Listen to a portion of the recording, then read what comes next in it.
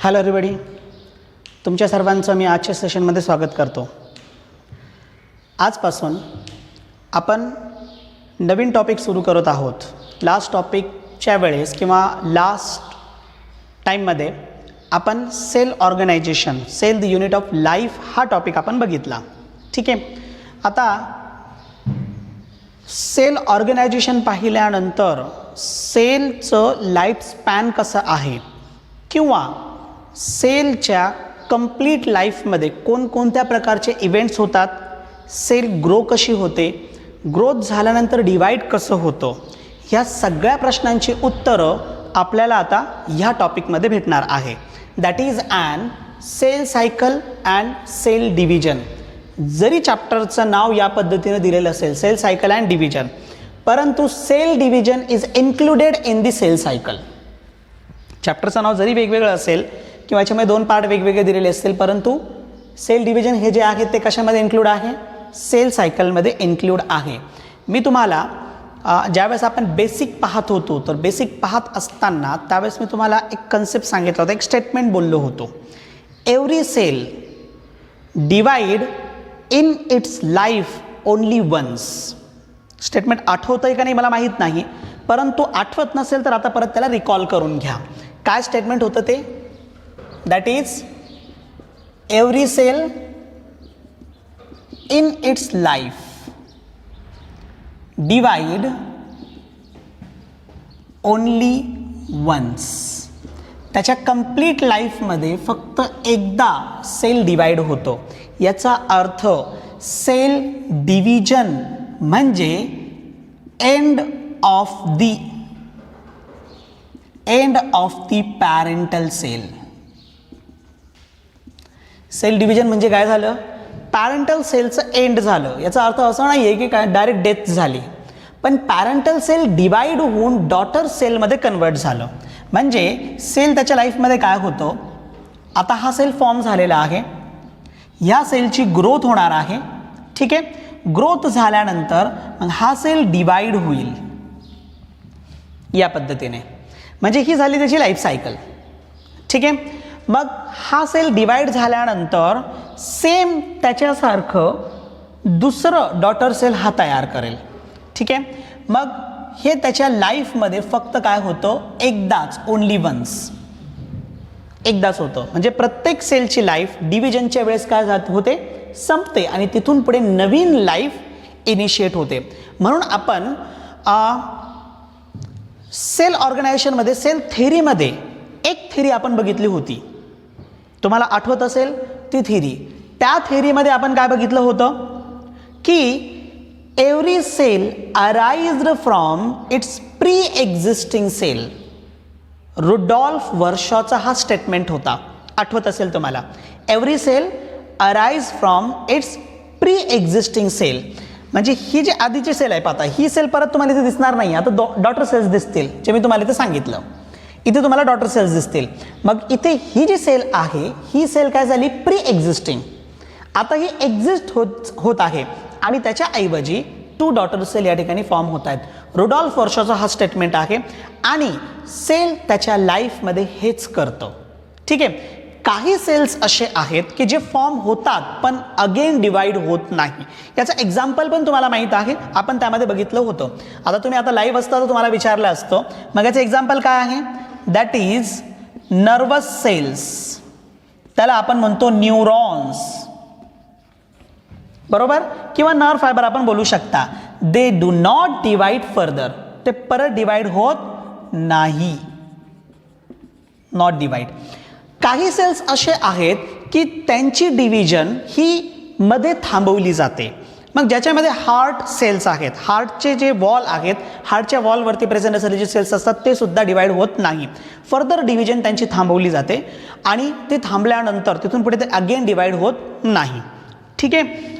मग तुम्हाला इथपर्यंत तर कळलं असेल. म्हणजे हे मी तुम्हाला फक्त सेल त्याच्या लाईफमध्ये डिवाइड होते आणि काय करते हे फक्त इंट्रोड्यूस केलेलं आहे. परंतु डिव्हिजनसाठी मी तुम्हाला इथंच क्लिअर केलं की हा तुमचा आधीचा डॉटर सेल आहे, म्हणजे फर्स्ट डिव्हिजन. त्याच्यानंतर हा डॉटर सेल ग्रो झालेला आहे, बरोबर. इथे ग्रोथ आहेत आणि ग्रोथ नंतर परत डिव्हिजन झालेली आहे. इथे 3 इव्हेंट झालेत. 3 इव्हेंट झालेत. एकतर काय झालं, पहिलं डॉटर सेल तयार झालं, दुसरं काय झालं, तो ग्रो झाला, आणि तिसरं काय झालंय, तो डिवाइड झाला. हे 3 इव्हेंट या ठिकाणी झालेले आहेत. हे जे इव्हेंट आहेत हे मी सुपरफिशियली तुम्हाला सांगितलं, which occurs in the life of cell, जे सेलच्या लाईफमध्ये सुपरफिशियली होतं. मग ह्याच इव्हेंटला आपल्याला डिवाइड करायचं आहे. परंतु मग डिव्हिजन हीच सेलची लाईफ आहे, किंवा डिव्हिजनसाठी सेलमध्ये जे काही चेंजेस व्हायचे असतील ते होत असेल, that are various events occur before division. मग डिव्हिजनच्या आधी वेगवेगळे इव्हेंट्स त्या ठिकाणी होतात. मग हे सगळे इव्हेंट्स सायक्लिक मॅनरमध्ये होतात, म्हणून आपण त्याला काय म्हणतो, we call that is an cell cycle. Clear. इथे सेल सायकलमध्ये सेलच्या लाईफमध्ये होणारे जितके काही इव्हेंट्स आहेत ते काय होतात, सायक्लिक मॅनरमध्ये चालू असतात. मग हे सुरुवात कुठून होईल, from division of first cell. सुरुवात कुठून होईल, सेल सायकलची सुरुवात कुठून आहे, इट इज फ्रॉम, असं म्हणूया आपण, from first division to next division. ही कंप्लीट लाईफ झाली. The life span between first division to next division, that is and cell cycle.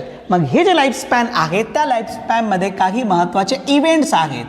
There are various events occur from first division to next division. That events are called as the cell cycle. त्या इव्हेंटला आपण काय म्हणतो, त्या इव्हेंटला आपण sale cycle म्हणतो. मग हे जे इव्हेंट्स आहेत, हे इव्हेंट कोणते आहेत, सुपरफिशियली परत क्लिअर करतो. हे इव्हेंट कोणते आहेत, तर त्या इव्हेंटमध्ये येतं एकतर सर्वात प्रथम दॅट इज DNA रेप्लिकेशन. हे फर्स्ट पॉईंट त्याच्यामध्ये येईल. सेकंड पॉईंट त्याच्यामध्ये येतो that is growth of cell, आणि थर्ड पॉईंट त्यामध्ये येईल दॅट इज ॲन डिव्हिजन. हे 3 महत्त्वाचे इव्हेंट आहेत. आता पहा, इथे मी सांगितलेले इव्हेंट त्यामध्ये DNA रेप्लिकेशन आलं नव्हतं, हे DNA रेप्लिकेशन इथं आलं. आता याचं कारण, हे जे काही इव्हेंट होतात ह्या इव्हेंटमध्ये जो कंट्रोलिंग युनिट असेल ना सेलचा, the controlling unit of cell first divides and then cell will be divide. Statement ध्यानात राहील काय आहे, the controlling unit of cell first divide and then cell will be divide. आधी कंट्रोलिंग युनिटला डिवाइड व्हावं लागेल आणि मग नंतर सेल डिवाइड होईल. मग कंट्रोलिंग युनिट कोणता आहे, रिकॉल करा, कोणता असेल, न्यूक्लियस. काहींच्या ध्यानात आलं असेल, काहींच्या नसेल. Nucleus is a controlling unit. न्यूक्लियसच्या आतमध्ये काय आहे, मग न्यूक्लियसच्या आतमध्ये त्याचं जिनोम आहे, ज्याच्यावरती त्या सेलचे सगळे कॅरेक्टरिस्टिक्स डिपेंड आहेत. बरोबर. त्या जिनोमचं महत्त्वाचं कंपोजिशन किंवा महत्त्वाचं कंपोनंट कोणतं आहे, that important component is a DNA. See here, nucleus. न्यूक्लियसच्या आतमध्ये काय आहे, देर इज ॲन जिनोम. त्यानंतर ह्या जिनोमच्या आतमध्ये काय आहे, DNA. या व्यतिरिक्त RNA पण आहेत, हिस्टोन प्रोटीन्स पण आहेत, नॉन हिस्टोन प्रोटीन्स पण आहेत, ते सगळे वेगळे. पण मी तुम्हाला काय सांगितलं, मेन इम्पॉर्टंट, ज्याच्या बेसिसवरती बॉडीमधले सगळे कॅरेक्टरिस्टिक्स फॉर्म पण होतात आणि ते कॅरेक्टर एका जनरेशनमधून पुढच्या जनरेशनमध्ये ट्रान्सफरही केले जातात, हा तो DNA आहे. मग बेसिक क्रायटेरिया आहे सेल डिव्हिजनमधला, ह्या DNAला रेप्लिकेट करावं लागेल. म्हणजे एकाचे 2 करावे लागतील. रेप्लिकेट म्हणजे काय, to replicate that is forming the exact copy of the DNA. मग इथे DNAची एक्झॅक्ट कॉपी तयार करावी लागेल. याचं कारण असं आहे की जोपर्यंत एक्झॅक्ट कॉपी तयार होत नाही तोपर्यंत डॉटर सेलमध्ये डिस्ट्रीब्युशन होणार नाही. हेच होईल ग्रोथमध्ये, हेच होईल ग्रोथमध्ये. मग इथे पहा, इथे पहिला सेल आहे जो फर्स्ट डिव्हिजन नंतर तयार झालेला आहे. याच्या आतमध्ये हा एक DNA आहे, ठीक आहे, हे त्याच्या आतमध्ये आहे. ग्रोथच्या वेळेस काय होणार आहे, एक इव्हेंट अशी आहे during growth, there is an a single event, एकच इव्हेंट अशी आहे की ज्या ठिकाणी हा DNA डुप्लिकेट होतो. This DNA will be duplicate.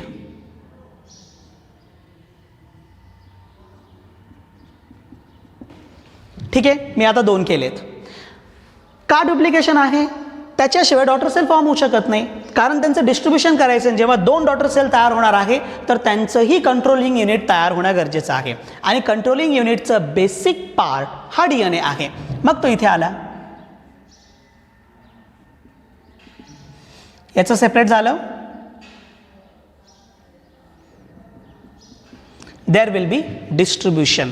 मग ध्यानात ठेवा, DNA रेप्लिकेशन म्हणजेच जिनोम डुप्लिकेशन आणि जिनोम डुप्लिकेशनचं डॉटर सेलमध्ये इक्वल डिस्ट्रीब्युशन करणे, हे तीनही event all 3 events are under control of the genome. हे स्वतः जिनोमच्या कंट्रोलमध्ये आहे, म्हणजेच आपण त्याला म्हणतो जिनेटिक कंट्रोल. मग कुठून? एकतर तो स्वतः तयार होणे आहे, त्याचं डुप्लिकेशन होणे आहे आणि त्याचं काय आहे, त्याचं डिस्ट्रीब्युशन आहे. ह्या तीनही गोष्टी काय असेल, जिनेटिक कंट्रोलमध्ये असेल.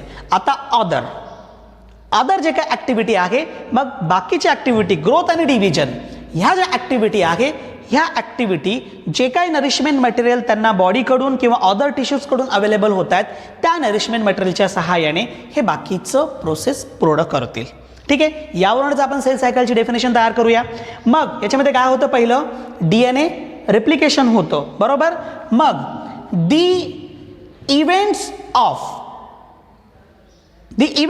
occurs in the life of cell. The events occurs in the life of cell as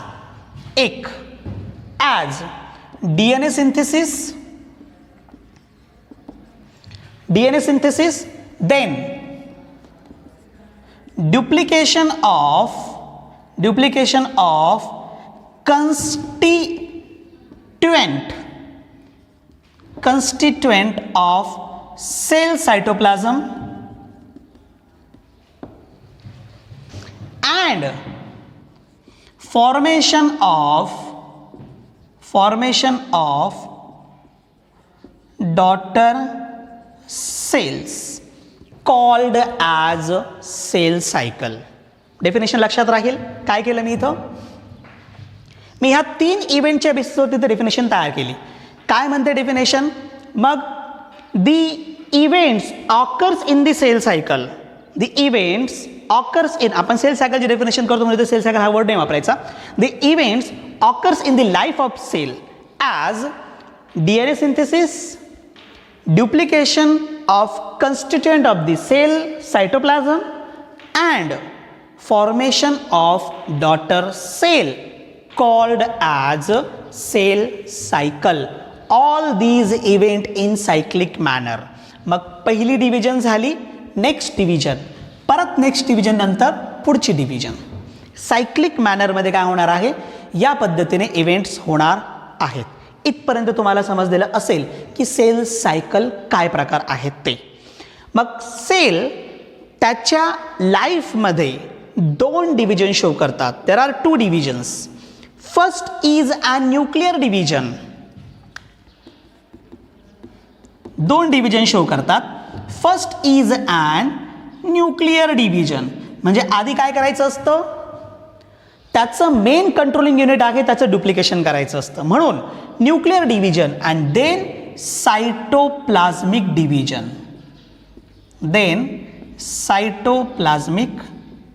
division. Nuclear division, it is also called as karyokinesis. And cytoplasmic division, it is also called as cytokinesis. ठीक आहे, इथपर्यंत समजते. मी इथे sale cycle काय असतं completely तुमच्यासमोर ठेवलंय, पण आता आपल्याला तेच इव्हेंट काय करायचे आहेत, आता थोडंसं वेगळं करायचे आहेत आणि प्रत्येकी सेपरेट बघायचे आहेत. समजा आता इथं ग्रोथ होते, पण ग्रोथ म्हणजे नेमकं काय होतंय, त्यावेळेस सेलचं काय होतंय, त्या सेलमध्ये कोणकोणत्या प्रकारच्या फेजेस येतात, डिव्हिजन काय आहे, हे सगळं आपल्याला पाहण्याचं गरजेचं आहे. म्हणून ह्या चॅप्टरमध्ये आपण काय काय बघणार आहोत. In this chapter we will C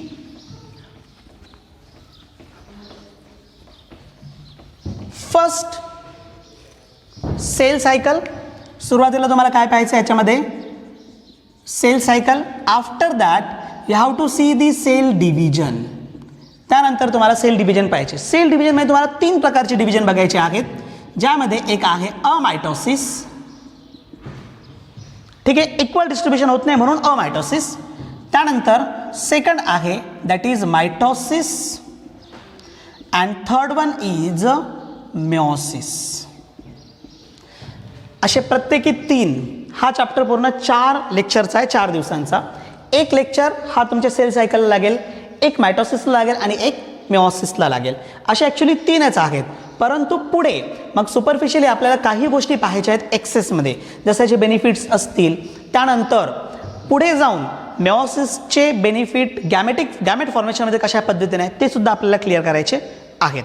ठीक आहे, आता आपण याच्यातला प्रत्येक इव्हेंट हा 1 by 1 पाहणार आहोत. We will be see every event 1 by 1.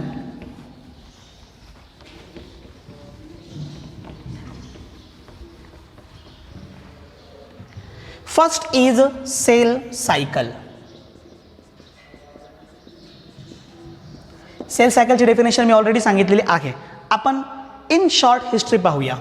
Sir Walther Fleming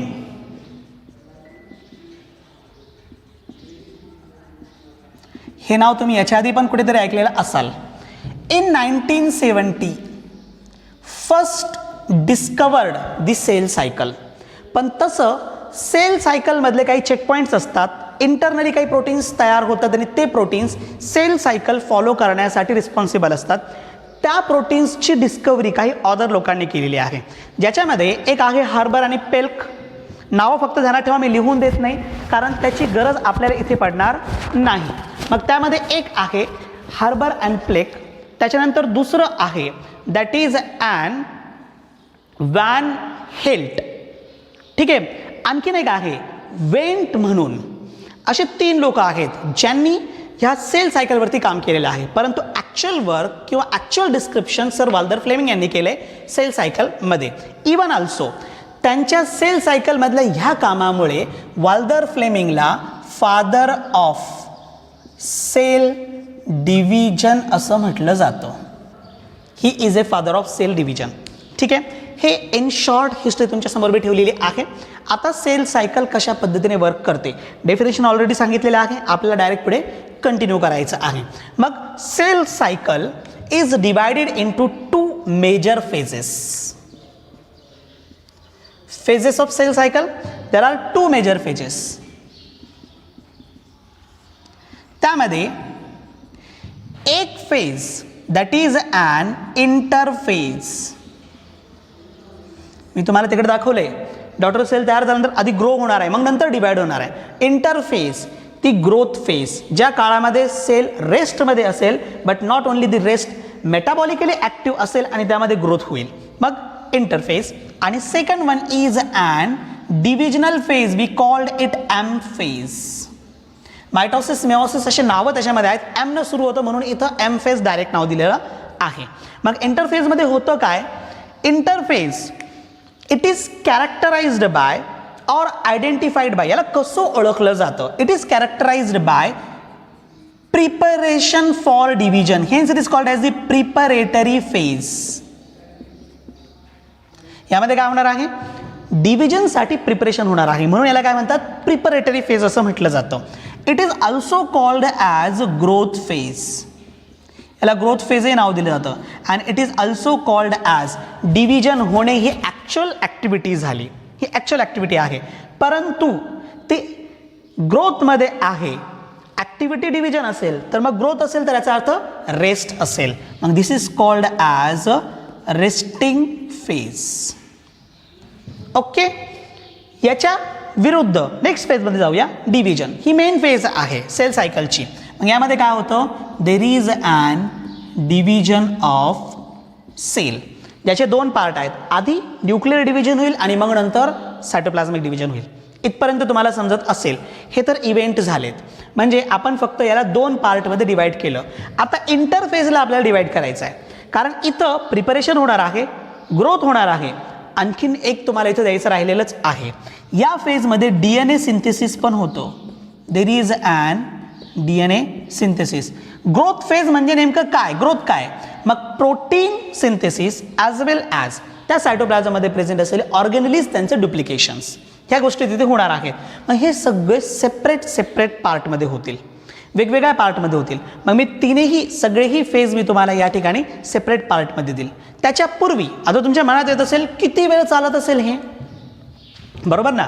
duration किती प्रमाणामध्ये असू शकतं, प्रत्येकाचं ड्युरेशन असतं, पण duration will be depend on the type of organisms and type of cell. समजतंय, duration depend on the type of organisms and type of cell, ह्या दोन गोष्टीवरती डिपेंड आहे. कसं, हाऊ. मग आपण ह्युमन बिईंगसाठी पाहूया. इथे मी ड्युरेशन घेतो. मग ह्युमन बिईंगमध्ये एक सेल डिवाइड व्हायला 24 आवर्स लागतात. 24 आवर्स. हे 24 आवर्स दोघांमध्ये डिवाइड करा. यापैकी 95% टाइम किंवा पिरियड रिक्वायर्ड फॉर इंटरफेस, 95% इंटरफेसला लागतं आणि only 5% is required for M phase. लक्षात राहील. मग मी इथं इन शॉर्ट आय करतो आणि इथं एम करतो. 95% कुठे, इंटरफेससाठी, आणि फक्त 5% कशासाठी आहे, एम फेजसाठी. म्हणजे फक्त विदिन ॲन आवर, एका तासामध्ये, 1 ते 1.5 तासामध्ये काय होते, डिव्हिजन होते. परंतु ॲक्च्युअल जास्त वेळ जो लागतो तो प्रिपरेशनसाठी लागतो. हे मी तुम्हाला ह्युमनसाठी म्हटलंय. तुम्ही आणखीन एक एक्झाम्पल घेऊ शकता. ईस्टमध्ये हे दोन्ही इव्हेंट पूर्ण होण्यासाठी फक्त 90 मिनिट्स लागतात. It require only 90 minutes. म्हणून मी तुम्हाला सांगितलं होतं की organism to organism it is variant as well as cell to cell it is variant. Is it clear. आता आपण ॲक्च्युअल सेल सायकलकडे जाऊया. How it occurs.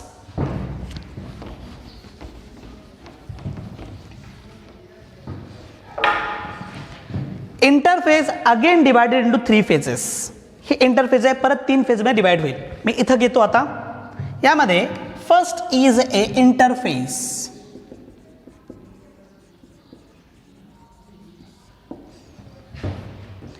तुम्हाला आधी सांगितलं काय होतं इंटरफेजमध्ये. इंटरफेजमध्ये सेल नरिशमेंट घेतं फ्रॉम अदर टिश्यूज.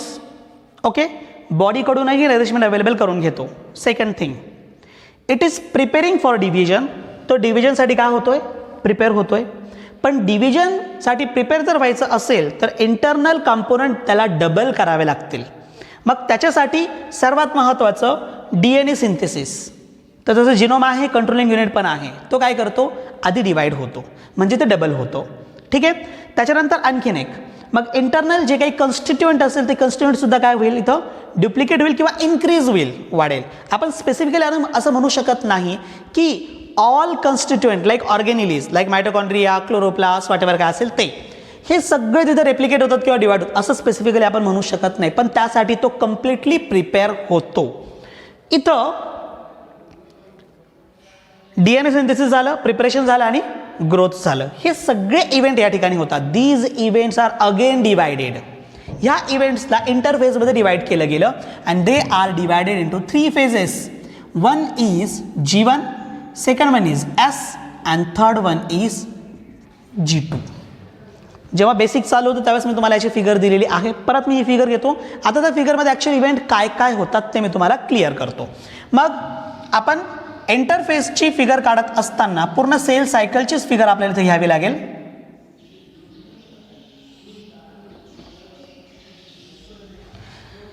सायक्लिक मॅनरमध्ये घ्यायचं आहे म्हणून या पद्धतीने काढलेलं आहे.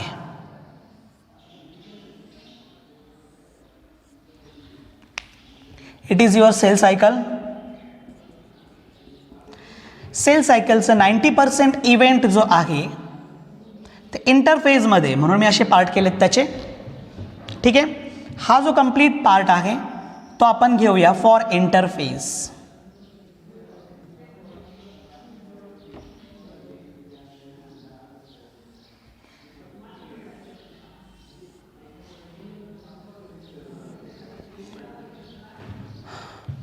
दिस इज फॉर इंटरफेस.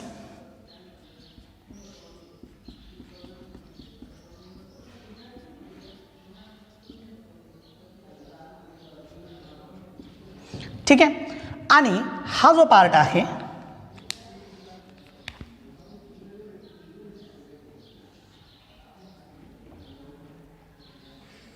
हा राहिलेला part, it is for M phase म्हणजे डिव्हिजन. ठीक आहे.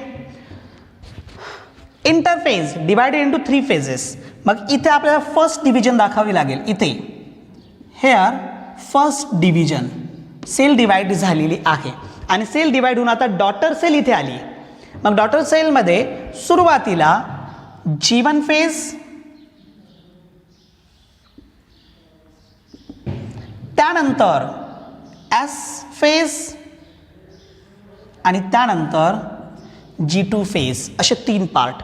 प्रत्येक याच्यामध्ये काय होतं आपण सुरुवात करूया G1 फेजमध्ये. Why it is called as the G. ध्यानात ठेवा, G not for growth. G not stands for the growth. जीला ग्रोथ म्हटलं जात नाही. मग जीला काय म्हटलं जातं? जी ॲक्च्युली गॅप फेज आहे. जी काय ॲक्च्युली ही गॅप फेज. काय होईल इथं? मग आधी आपण याला गॅप फेज कसं म्हटलं जातं ते पाहूया. G1 is a first gap phase. Why it is first gap? Because it is in between. हे कुठे आहे? It is in between first division and S. कुठे आहे? डिव्हिजन आणि एस दोघांच्या मध्ये. Division and S phase. म्हणजेच मी इथं म्हणेल M and S.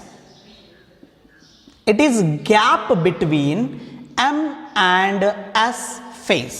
Clear?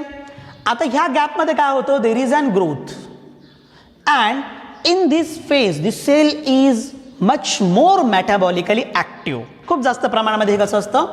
Metabolically active असते. ठीक आहे. ग्रोथ हे या ठिकाणी कंटिन्युअस आहे. There is an continuous growth. ठीक आहे. आता इथं याच्या नंतरची फेज ही एस फेज आहे. याचा अर्थ G1 मध्ये देर इज अन प्रिपरेशन. इथे प्रिपरेशन होतं कशासाठी? फॉर सिंथेसिस, एस साठी. मग इथं प्रिपरेशन फॉर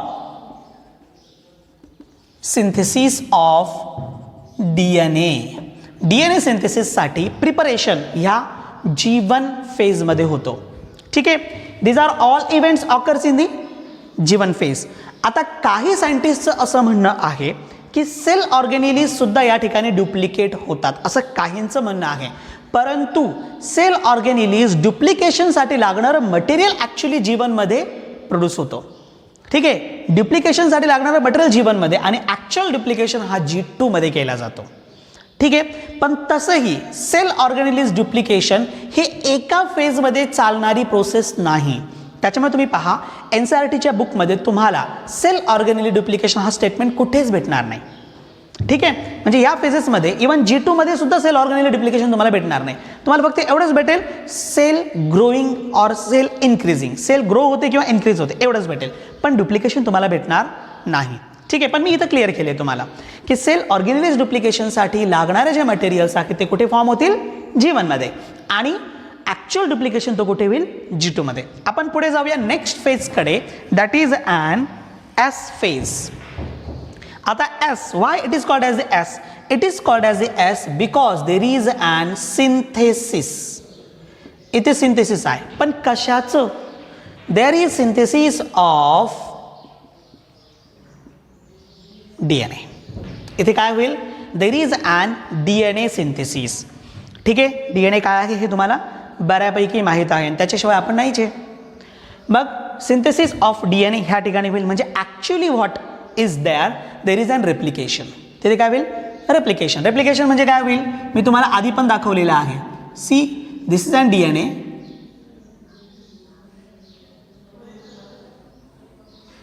हा आपला DNA आहे. ठीक आहे. याचे एक्झॅक्ट कॉपी इथे फॉर्म केले जातील.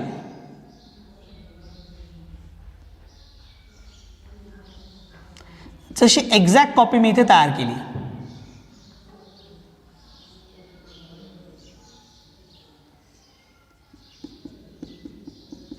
याचे एक्झॅक्ट कॉपी इथे तयार केले जातील. इथे ध्यानात ठेवा, only DNA content is duplication और only DNA content is duplicated. फक्त DNA कंटेंट इथं डुप्लिकेट केलं जाईल, क्रोमोझोम डुप्लिकेशन होणार नाही. नाही तर तुम्ही म्हणशाल इथं सिंथेसिस होत आहे, मग काय होईल? ह्युमन बिईंगमध्ये 48 क्रोमोझोम्स असतात, मग आता इथं होतील 48 दोन्ही किती होतात? 96, बरोबर ना? असं होणार नाही. क्रोमोझोमल कंटेंट इथं डुप्लिकेट म्हणजे कंटेंट डुप्लिकेट होतो, क्रोमोझोम डुप्लिकेट होणार नाही. मग इथं काय होईल? Synthesis of DNA. DNA सिंथेसिसमध्ये मग फॉर एक्झाम्पल होणार काय आहे? समजा G1 फेजमध्ये for example see in G1 the DNA content is 2C. In G1 the DNA content is 2C. Then in S the DNA content will be 4C. Clear? Chromosomal replication नाही आहे. मग for example there is no chromosomal replication, there is no chromosomal replication और chromosomal duplication. इथं chromosomal duplication होणार नाही. मग for example कसं? How? मग in G1 the cell is diploid.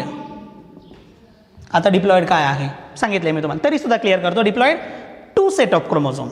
If in a cell there is presence of the 2 set of chromosome, then it is diploid.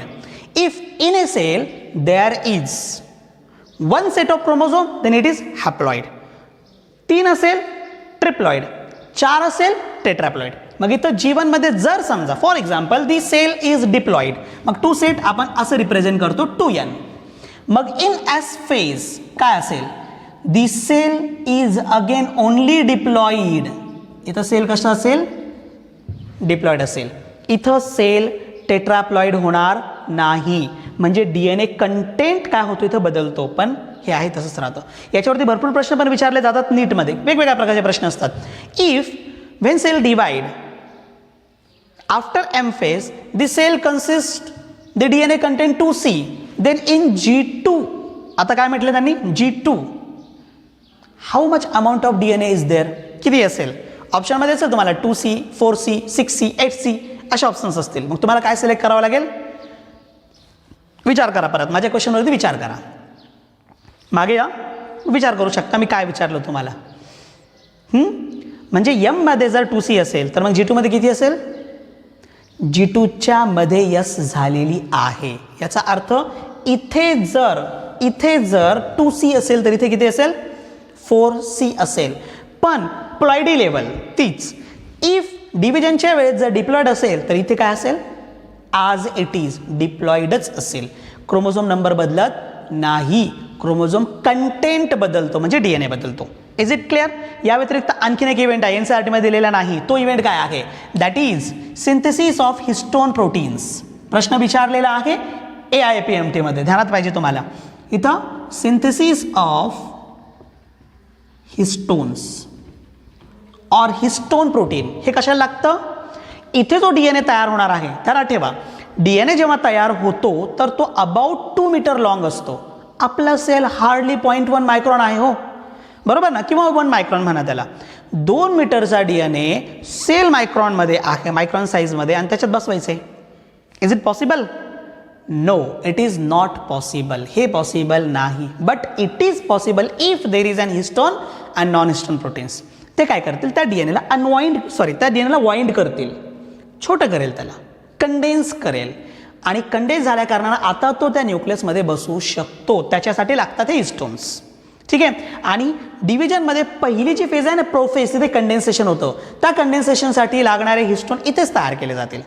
Cleared? हा part इथे आपला पूर्ण झाला. आता पुढे जाऊया आपण G2 कडे, which is the last phase of the cell cycle. ही सेल सायकलची शेवटची फेज आहे. What happen in this phase? होईल काय? Again growth continues. इथे ग्रोथ काय होईल? कंटिन्यू होईल. Second thing, this is called as the G2 म्हणजे gap. Second gap phase, this is called as second gap. आता सेकंड गॅप म्हणजे कसं? इथं आपण M आणि S मध्ये घेतलं, इथं काय आहे? S and M. Second gap phase in in between S and M, ह्या दोघांच्या मध्ये असणारा हा गॅप फेज. ह्या गॅपमध्ये होणार काय आहे, परत या ठिकाणी ग्रोथ आहेच.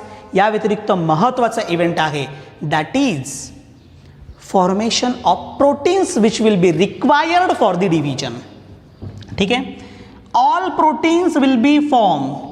प्रोटीन सिंथेसिस म्हणा इथे सगळे प्रोटीन्स जे पुढे for the purpose of M phase लागतात ते सगळे प्रोटीन्स तयार होतात. Even also the proteins will be synthesize which are required for the duplication of the cell organelles. Cell organelles duplication करण्यासाठी जे काही प्रोटीन्स लागतात ते प्रोटीनही इथे तयार होतात. प्रोटीन सिंथेसिस कशासाठी, for M phase, also for duplication of organelle. Cell organelle duplicate करण्यासाठी लागणारे प्रोटीन्स इथे फॉर्म केले जातील. आणि काही ठिकाणी असं म्हटलं गेलेलं आहे की सेल ऑर्गेनेली इथे डुप्लिकेट होतात. ठीक आहे, स्पिंडल फायबर सुद्धा इथे फॉर्म होतो. इथे स्पिंडल फायबर पण फॉर्म होतो. ॲनिमल सेलमध्ये एक इव्हेंट आहे एक्सेस, एक इव्हेंट एक्सेस आहे. एस फेजमध्ये DNA सिंथेसिस होतो, हे न्यूक्लियसमध्ये होईल. लिहून ठेवा कुठेतरी कोपऱ्यात. एस फेजमध्ये DNA सिंथेसिस होतं न्यूक्लियसमध्ये. त्याच वेळेस at that time, same time, the centriole also divide in the cytoplasm. Statement ध्यानात राहील. काय आहे पहिलं, in S phase, sorry in animal cell during S phase the DNA divides in nucleus and centriole divides in the cytoplasm. Clear. आता आपण G2 पण आपल्या इथं क्लिअर झालं. आता cell is ready for division. आता सेल जी आहे ती डिव्हिजनसाठी रेडी झालेली आहे. आता डिव्हिजनमध्ये जे व्हेरियस फेजेस येतात, 4 महत्त्वाचे फेजेस इथं आहेत. मी आता सगळ्याच फेजेस देत नाही, कारण मग कॅरिओकायनेसिस आणि सायटोकायनेसिस दोन्ही मला इथे द्यावे लागतील. तसं पहिले 4 फेजेस स्पेशली त्यासाठी आहे. मी इथं वाटलंच तर तुम्हाला देतो. मग आपण आता इथं परत 2 फेजेस करणार आहोत. यामध्ये एक कॅरिओकायनेसिस आणि दुसरं आहे दॅट इज ॲन सायटोकायनेसिस. ठीक आहे, कॅरिओकायनेसिसमध्ये प्रोफेज, मेटाफेज, ॲनाफेज आणि टीलोफेज हे तुम्हाला माहीत आहे, म्हणून आता काय एक्सप्लेन करणार नाही. आपण नेक्स्ट लेक्चरमध्ये सेपरेटली त्याला एक्सप्लेन करणार आहोत.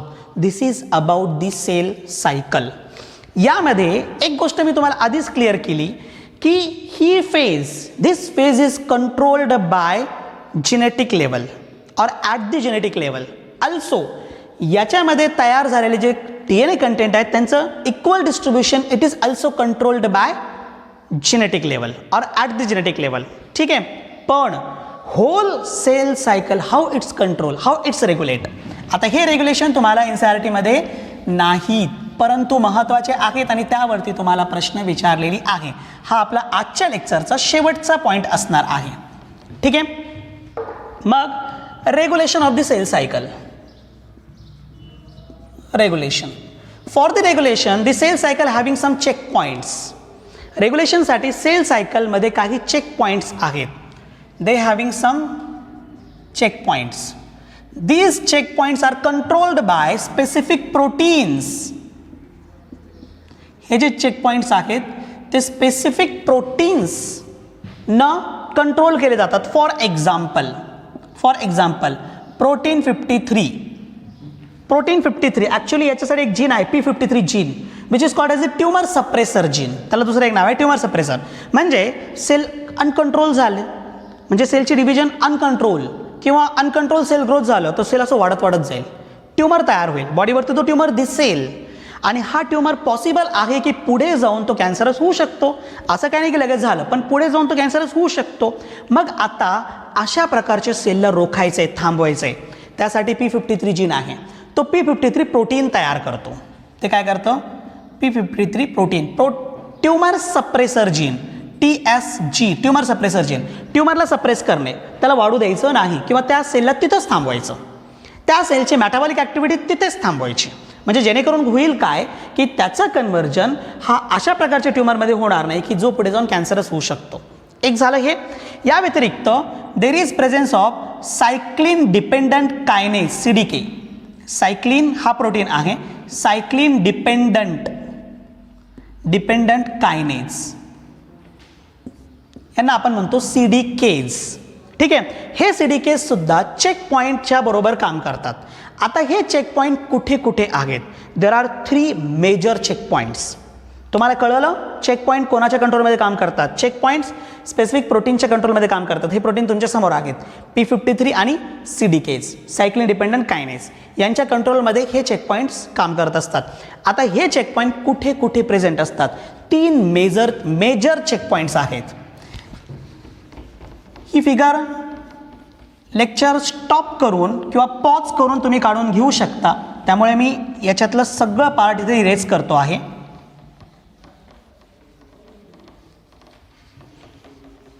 मग प्रत्येक ठिकाणी चेक पॉईंट आहे.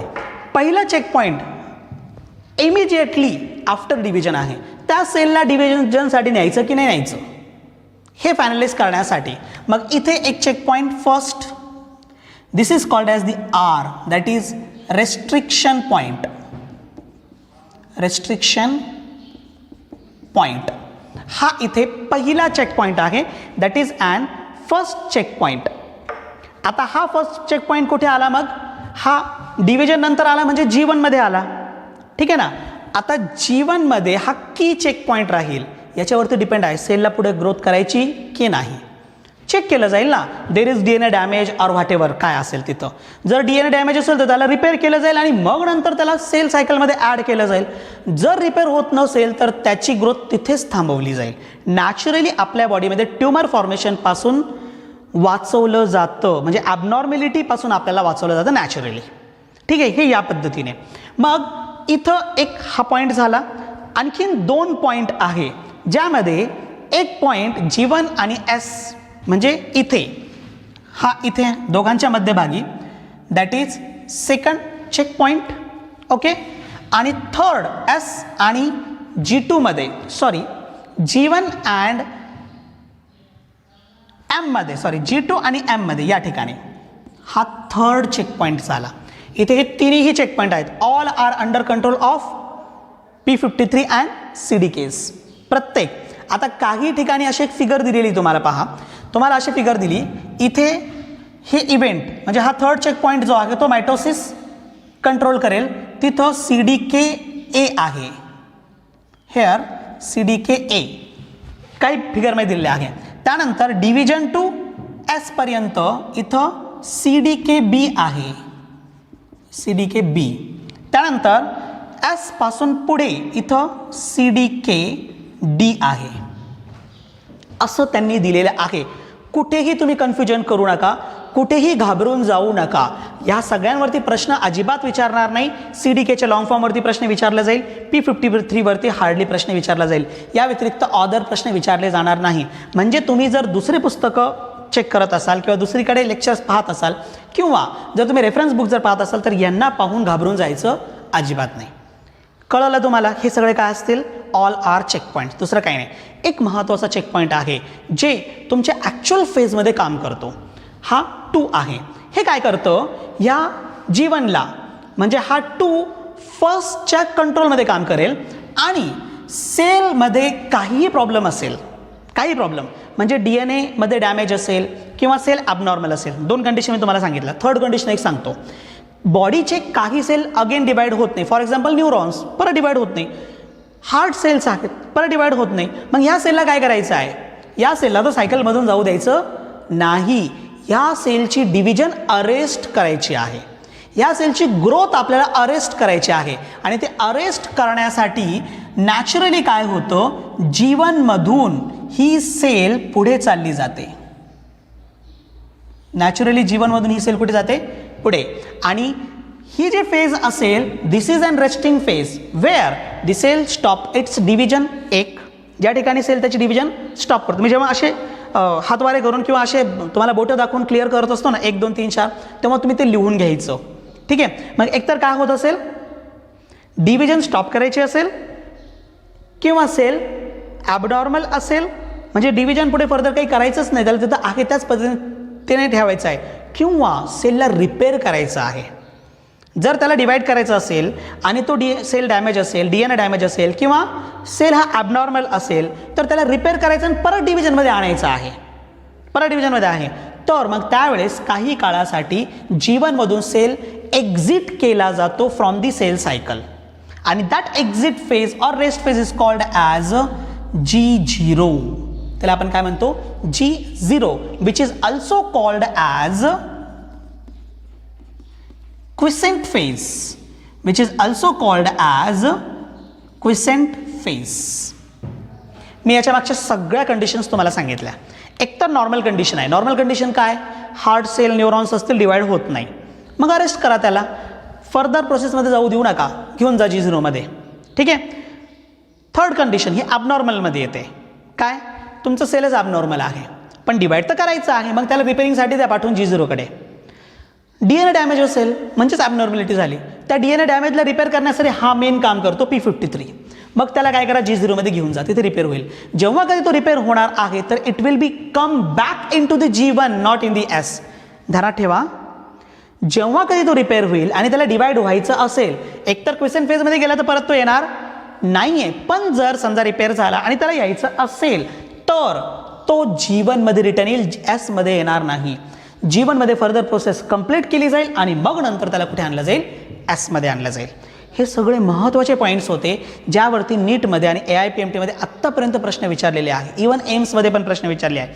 म्हणून हे पॉईंट्स तुमच्यासाठी क्लिअर केलेत जे तुम्हाला NCERT मध्ये आणि बोर्डमध्ये दिलेले नाहीत. ठीक आहे. हे सगळं तुम्हाला चांगल्या पद्धतीने समजलेलं असेल. रिलेटेड टास्क तुम्हाला दिला जाईल, त्याचे सगळे MCQ सॉल्व्ह करायचे आहेत, नंतर मला त्याचे डाऊट्स पाठवायचे आहेत. हा पार्ट जर समजलेला नसेल तरीसुद्धा जो पार्ट समजलेला नाही, जो सब टॉपिक तुम्हाला कळलेला नसेल तर ते तुम्ही मला व्हॉट्सअप करू शकता. मी तुम्हाला त्याचा प्रॉब्लेम क्लिअर करून देईल. समजण्यासाठी वाटलंच तर लेक्चर अगेन अँड अगेन तुम्ही पाहू शकता. Is it clear? Okay, thank you.